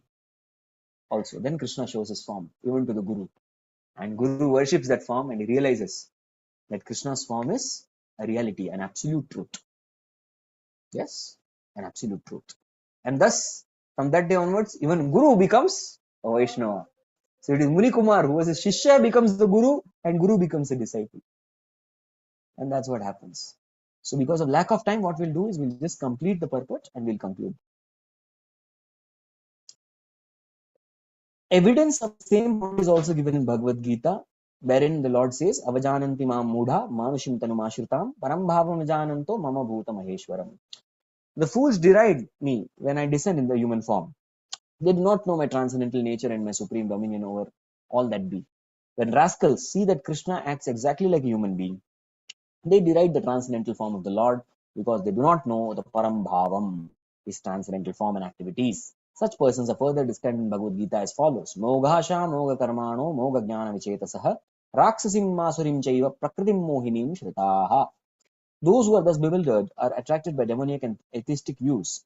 In that deluded conditions, their hope for liberation, their fruitive activities, and their culture of knowledge are all defeated. Such persons do not know that Krishna's body is not material. There is no distinction between Krishna's body and his soul. But because less intelligent men see Krishna as a human being, they deride him. They cannot imagine how a person like Krishna could be the origin of everything. Such persons are described as Moghasha, baffled in their hopes. Mogha Asha. Whatever they desire for, the future will be baffled.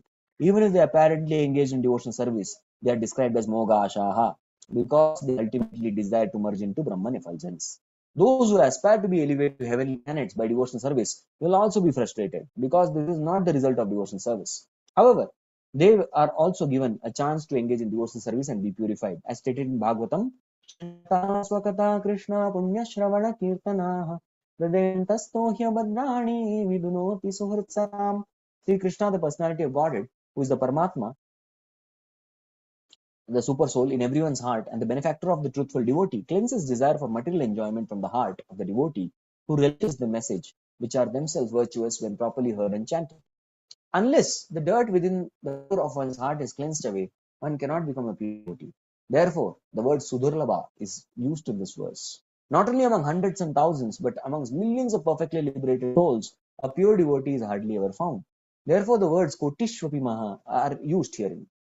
Srimad Vacharya gives the following quotations from Tantra Bhagavata. Navakotestu devanam rishas saptakoteyah narayanayaha sarve yekechit tatmarayanaha. There are 90 million demigods and 70 million sages who are called as Narayanayana, devotees of Lord Narayan. Among them, only a few are called Narayana Parayana. Narayanayana deva rishyadastatayana brahmadaya kechanevasyo siddho yogya sukham labham. The difference between the Siddhas and Narayana Parayana is that the direct devotees are called Narayana Parayanas, whereas those who perform various types of mystic yogas are called as Siddhas. Hare Krishna. Jagadguru Srila Prabhupada ki. Thank you very much. There's one question which I'd like to take in the chat. Is it only that Dikshit devotees get empowerment for preaching and not sadhakas? And what if we as sadhakas without Diksha preach? Is it wrong to preach? Hare Krishna. Absolutely not. Srila Prabhupada encouraged everyone to preach at their capacity. Yes. A Dikshit devotee, what is Diksha? Diksha is Divyam Jnanam Nado Dayyat Kurvam Papastha Samshayam. See, when Srila Prabhupada met his guru at Ulta Ranga Junction in Kolkata, that time he said, oh, I accepted this personality as the spiritual master in my heart. The Lord Chaitanya's movement is in safe hands. That is the time he was actually initiated. Then 11 years after that, he got formally initiated. So the actual initiation happens when a person accepts the guru and his teachings as his heart and soul. Correct? That is when the real Diksha happens. When he is accepted, Divyam Jnanam Nato Yaya Kurvam Papasya Samsham. That is the real Diksha. So one who has accepted the spiritual master in one's heart and his teachings wholeheartedly is in one sense initiated, in practical sense initiated. But in formal sense, the Aupacharik Diksha Yajna, the Paddhati is required. That is mentioned in Shastras, one has to do that.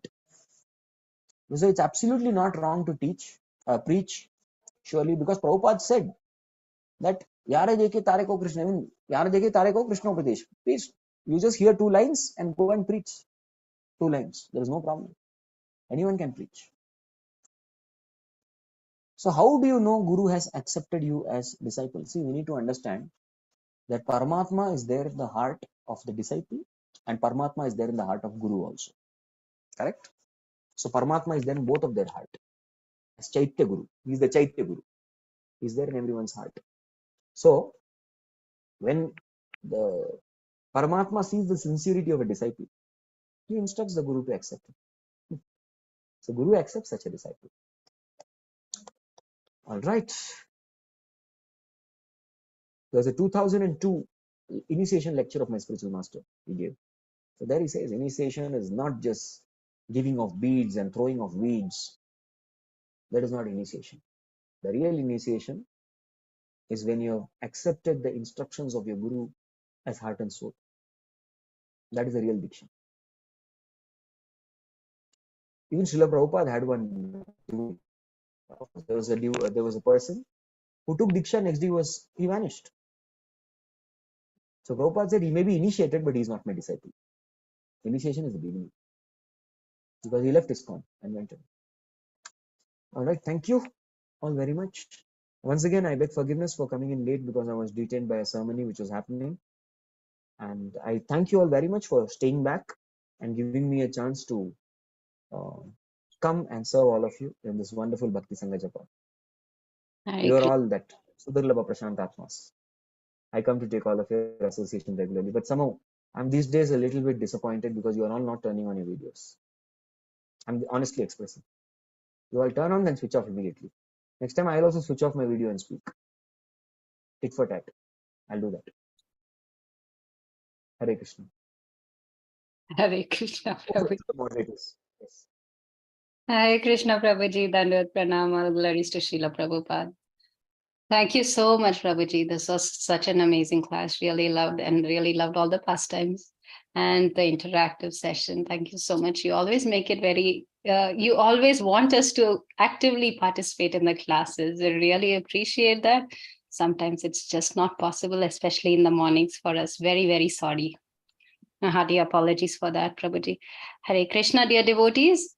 If you have any questions, please raise your hands or I'll take unmute. one question I'll take.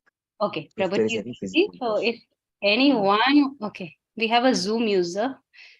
Hare Krishna, Zoom user, Mataji. Please reveal your name. Hare Krishna, Mataji. Hello. Please go ahead. Yeah, this is Dhanashri Prabhuji. I always get confused with this Mayavad and their theory, but I just have one question. If they say Aham Brahmasmi, then how do they surrender to themselves? Doesn't that sound like a crazy idea to surrender to yourself? Okay. As such, we need to understand that we don't need to understand Mayavad.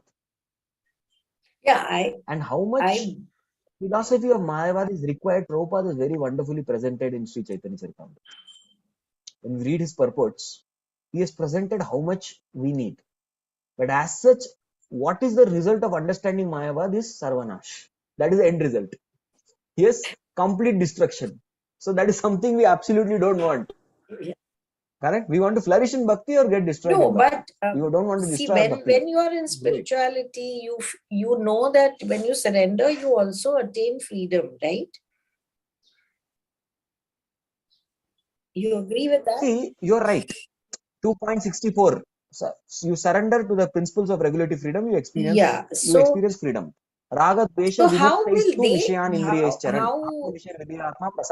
How will they explain this? If they can't explain. Yeah, I mean, they can't explain. In many verses they skip. The whole theory negates themselves, I always feel. Mataji, you'll be surprised to know they skip chapters, they skip cantos. They skip. They're afraid. Yeah, they're afraid of 15th chapter because they'll be thoroughly exposed. They're afraid of 12th chapter because they'll be exposed. They only speculate. They take a part of section, Ardha Kukuti. They take one section of the scripture and speculate only on that. Second chapter they like. It's about signs of soul. Yes, so whichever is convenient for them, they take it and they speculate. They cannot holistically explain the Shastras. Not possible. Okay. Yeah. Thank you, Prabhuji. Thank you so much, Prabhuji, for your up with the Jnana Kanda section of the Vedas. Prabhuji, do you have time for Lalitangi Mataji? Mataji has also raised her hand. Otherwise, we can end here. We will take her grace, Lalitangi. Hare Krishna, Lalitangi. No problem, Prabhuji. If you can only. Because it's raining outside, I anyway cannot go. Okay. I'm stuck. That's good for us. Thank you so much, Prabhuji. I mean, Indulekha Mataji says, you make it very, very interactive and make sure that although we're running around morning shows, but our mind is there and we are answering questions, and that way your classes stay longer. Thank you so much, Prabhuji. So my question is from the text 7.19, Bahunam Janmanam Antim. And so Prabhupada says that this is a jnani who's doing devotional service also, right? Why does he take many births? I'll make it very fast. Yeah. Jnani is doing bhakti, but why is he taking many births? Very good question. Right. Can I know where you stay? In Charlotte, Prabhuji, North Carolina. Charlotte, okay, North Carolina. Okay. So you are at your home in North Carolina. Can I know the area? Yeah, this is Harrisburg. Okay, Harrisburg. So from Harrisburg, you want to go to ISKCON, North Carolina. You want to go there, right? You want to go to that particular temple. So Jnani's goal is to go to temple. But his method is, he will not see Google Maps. He will not take a cab. He will not contact any devotees. He will not ask anyone. He'll just keep going. Is this ISKCON Charlotte from Harrisburg? He'll start. Is this ISKCON North Carolina? Is this ISKCON North Carolina? Is this ISKCON North Carolina? Is this ISKCON North? So by that approach, when he will reach, if he reaches within this lifetime, is fortunate. Yes or no? Yes. Right. So his approach is that of speculation in this context. That is why it takes time. But his goal, the very goal where he wants to go is he wants to attain Krishna. But the approach is speculative, because of which he takes many births. Is that clear? Thank you, Prabhuji. Thank you so much. Very clear. Thank you. Hare Krishna. Thank you so much, Prabhuji. So dear devotees, we'll end the call here. Thank you all so much for joining. And thank you so much, Prabhuji, for this wonderful class. This is a very, very important verse. We'll end the call here. कृपा सिंधुभ्यः पतितानां पावनेभ्यो वैष्णवेभ्यो नमो नमः।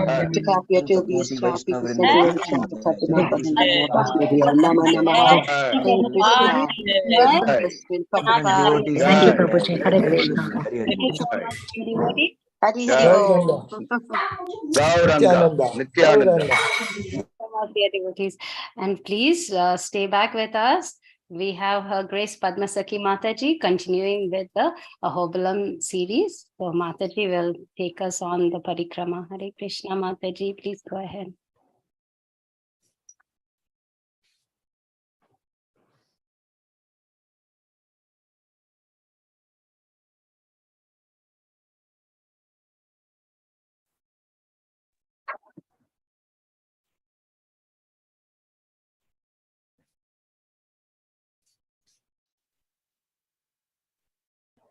Okay.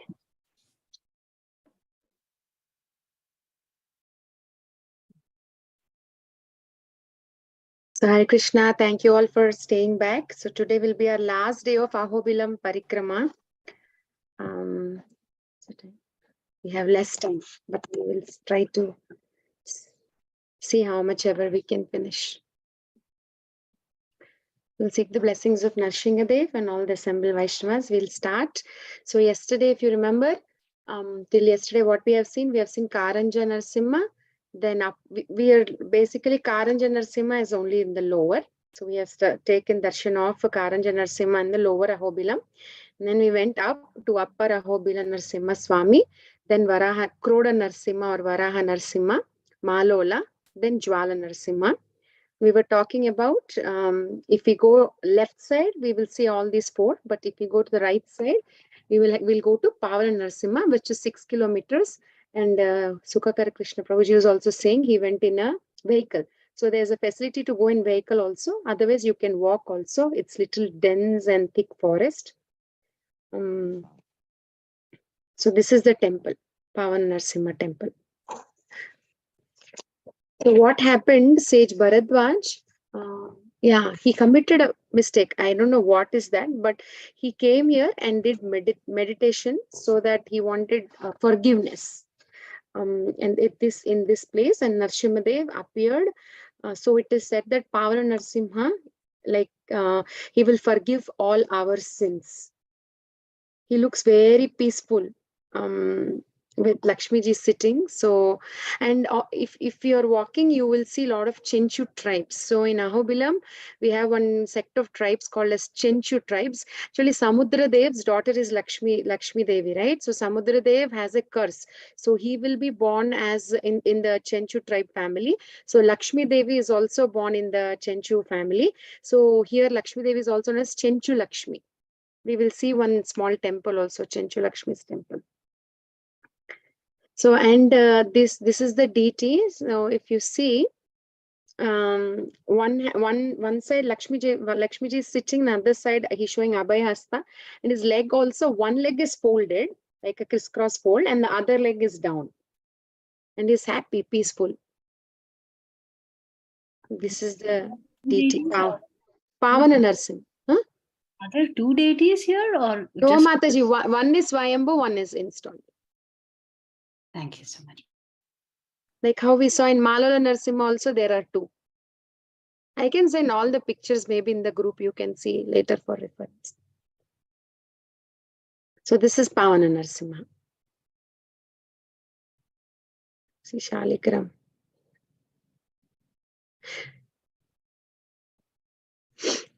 So with when we take darshan of Pavana Narasimha, so Upper Ahobilam Yatra is done. So now we'll come to Lower Ahobilam, and the very important temple is Chhatra Vata Narasimha.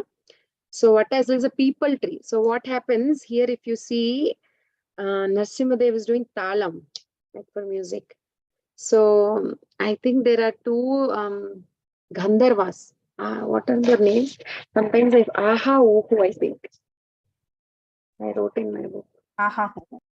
No, yeah, when I went, the Prabhuji was explaining and I wrote in my book because I'll forget. Yeah, Aha Uhu. So then what happened? They were performing Aha Oho. That's what he said. So they were performing dance. And then Narasimhadev was so much enjoying. He was doing tal. So and the Chhatravata, the people tree, was like an umbrella. So he was sitting under that tree and doing talam. So that's why it's called Chhatravata, Vata, like a tree. So see this hand, he's doing talam. And then after we taking darshan of Chhatravata Narasimha, we will go to Yogananda. So I remember I was saying of all the 9 Narasimhas, we saw one Yogananda Narasimha temple near Prahaladapadi, but that is not the Nava Narasimha Kshetra. This the one in the Lower Ahobilam. He is this deity is one of that Nava Narasimha, Yogananda Narasimha. So here is the if you see, where I see the picture. Yeah, pictures are not clear. He is like in a yoga mudra. So it is said that Narasimhadev taught Raja Vidya, Yoga Shastra, Dharma, all the Niti Shastras, everything to Prahlad Maharaj here. So this there's a temple constructed here, named as Yogananda Narasimhadev. Can you see here? See, he is in the yoga mudra. His eyes are also like closed, meditation. So this is Yogananda Narasimhadev temple. And then before this, I think we'll go to, yeah. And then we have to see Bhargava Narasimha. And Bhargava Narasimha is an entirely other side. Like, I think you have to stay at least 2-3 days to cover all the temples.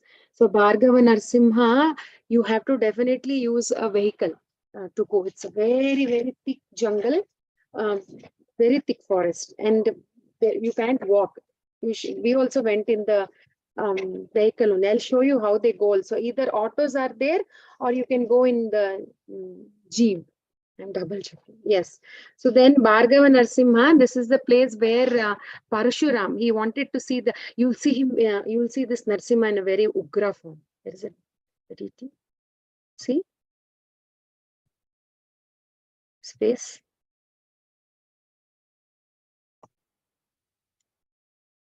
This one.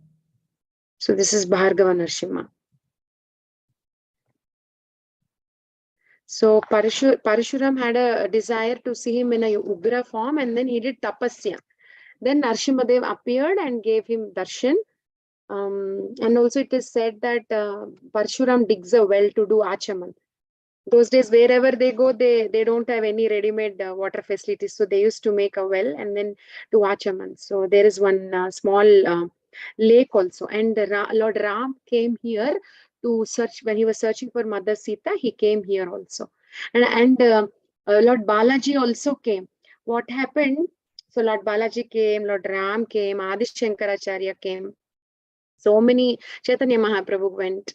So, and it is said that the Prabhuji was explaining to us, there's the Nama Tirtha, that is the place where Parshuram dug a well and did Achaman. And it is said that that is the place where Narasimhadev ended his pastimes here on the earth planet at Nama Tirtha.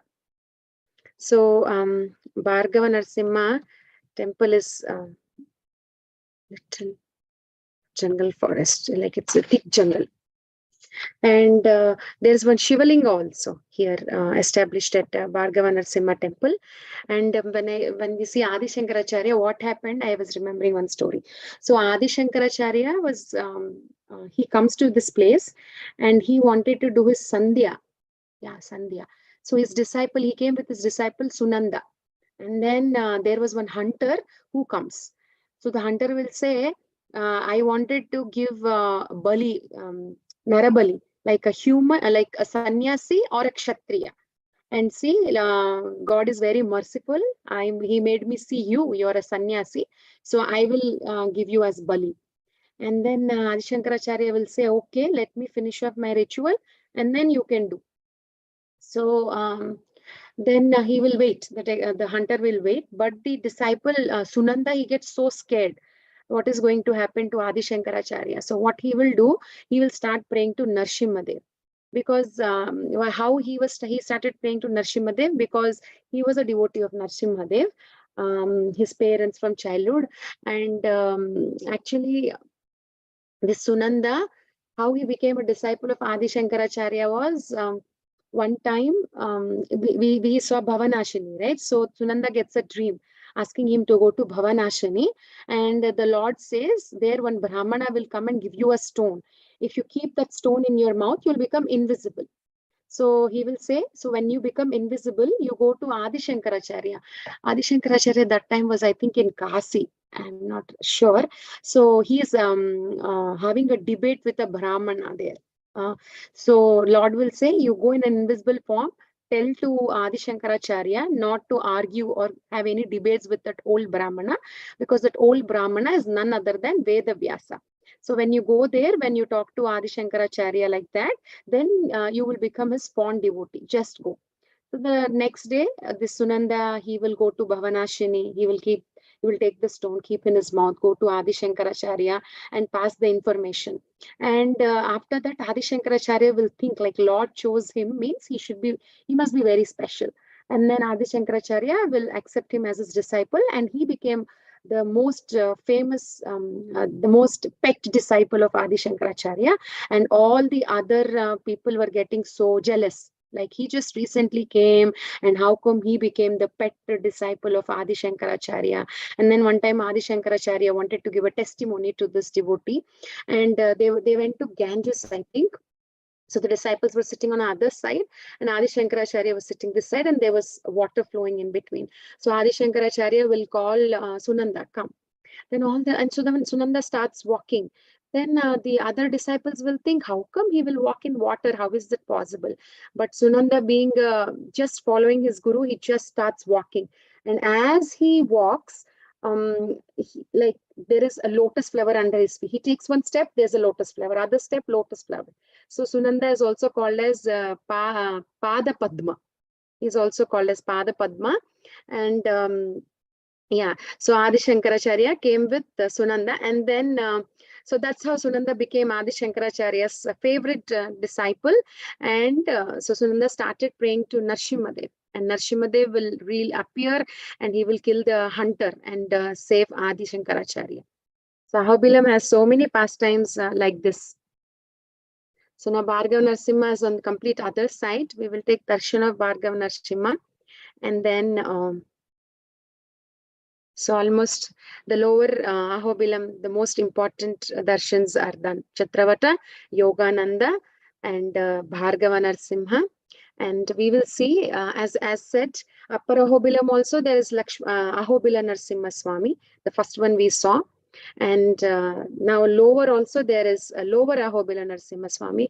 If we can ask why, what is the difference? There is no difference, but what happened was, before 1980, there was not even a tar road. Even now, as I said, it is little difficult to go. They're trying to improvise the path to Ugrastamba so that it doesn't get difficult. People will fall down. If they fall down, it's very dangerous, right? But before 1980, there was no tar road. Very difficult to go. The pujaris will come. Today morning, I was hearing 1 hour interview of the Ahobilam pujari.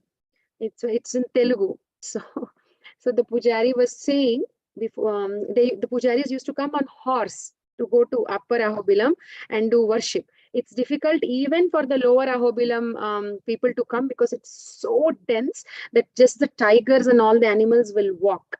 So for people who cannot go up till upper Ahobilam, they thought if we construct one lower, at least they'll come and take darshan of Narasimha Swami, and then they constructed. And it is also said of the 868 rishis, the main 9 rishis are living here in Ahobilam, in one of the kshetras. And yeah, I said Lord Balaji also came. So what happened? Balaji was about to marry Mother Padmavati. And then there was a very pompous celebration. So much prasadam is made, so much decoration, all the way from Tirumala till, all the way till here. And then seeing so much prasadam, Lord Balaji will say, like, who can, so much prasadam is there, who can, eat this much? And then they were 1993 also no road. Somebody was telling. Yeah, that's what I was telling. Even now it is better, but now also I feel there's not of improvisation needed. So, and then what happened? Where did I stop? I got lost. I saw the mess. What I was saying? Balaji wedding. Yeah. So Balaji, what he will do? He will bring all the prasadam and he will offer to Narasimha Dev, and then only he will go marry Padmavati. So Lord Balaji came. Lord Shiva also was offering prayers. So that is how Ahobilam Kshetra is very, very powerful. And I think in 1569, if I am not wrong, what happened? There was, the Sultan of Golconda. He started attacking. He passed an order to attack the Ahobilam temple. So they attacked, and I think that time was the 6th GR Swamiji. Now is the 46th GR Swamiji. But 6th GR Swamiji, he took Ahobila Narasimha and he went under a cave. That's why the first Ahobila Narasimha that we have seen yesterday, his worship still like inside a cave. So he went and he was hiding. So this Sultan of Golconda, they stole almost all the jewelry, almost all the deities of Narasimha, and then they all took them and they showed to that Sultan. And then the Sultan was feeling so proud that there was a big achievement. And that night he couldn't sleep. Not only he couldn't sleep, he was having blood vomitings. And by morning he died. So everybody was so much worried, like confused, worried, what happened? All of a sudden he died. And not only he died, the next generation, whoever is being born, something or the other will have and they will die. Then when they were analyzing, they kind of understood, oh, we made a big sin by attacking Ahobila Narasimha temple, stealing and looting all the property. That is why all this is happening. So Narasimha Dev is so powerful, and he always is there to rescue his devotees. And this is the lower Ahobilam temple, the old stone constructions. And see, if you see when the Mughal, the sultans attacked, if you see this, see, half of the face is cut. For some, half of the hands are cut. I couldn't take all the pictures, but for some there was no nose. And even for Varahadev, hand is gone. So they kind of attacked, and from then till now they couldn't repair. But they were saying now they're trying to find the material, because this is a very old stone. They have to match. So they're trying to find the same material, make it, and now do small repairs here and there wherever the nose and hands are gone. So in lower Ahobilam temple, if we go, we can see all these damaged forms also. So, and that is about lower Ahobilam Parikrama. So there is one more called as Durvi Narasimha Dev. There mostly 95% they don't know this temple, but because we went with that Prabhuji, he was telling nobody knows. It's like in a somewhere very, very inside. I don't even know the route. Prabhuji was taking and we went. So I'll show you the picture. So if you see, there is Narasimha Dev and Lakshmiji sitting on his lap, and there's another lady turning like this towards the side, like if you're angry, towards the side. So The Prabhuji the Pujari there was explaining that, as I just said, Lakshmi ji comes as a Chenchu Lakshmi. So Narsimadev and Krishna, like Vishnu came as Narsimadev, and Chenchu Lakshmi is there.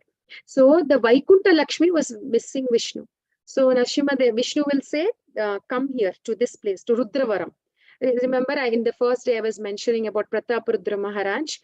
Because of Prataparudra Maharaj only, all this we are able to go to Ahobilam, right? He was the one who worships the golden Shiva. And then when he comes here, there always the mold was not giving Shiva's mold, but Shiva's Murti, but Narsingadev was coming. Remember? So that because of him, they named that village as Rudravaram. So Narsimadev will ask Vaikunta Lakshmi to come to Rudravaram, and they both were spending some time, and Chenchu Lakshmi will come because this is her place. She will just come in search of Narsingadev. And when she comes, she will see him with Vaikunta Lakshmi. So she's kind of upset and she's like, she got angry. And she turns her face towards the other side. And there is a lake in front of this temple, Durvi Narsimha temple. Because and they said that lake, nobody knows the source of the lake, and that lake gives, it never evaporates in whatever season. The level of the water is the same, and almost that water is used to irrigate 500 acres of land around, like in Ahobilam. So that is one more small temple, Durvi Narsimha temple, very small, under construction that is. So I will show you that also. So we will end it here, and thank you so much. We will see some videos. Hare Krishna.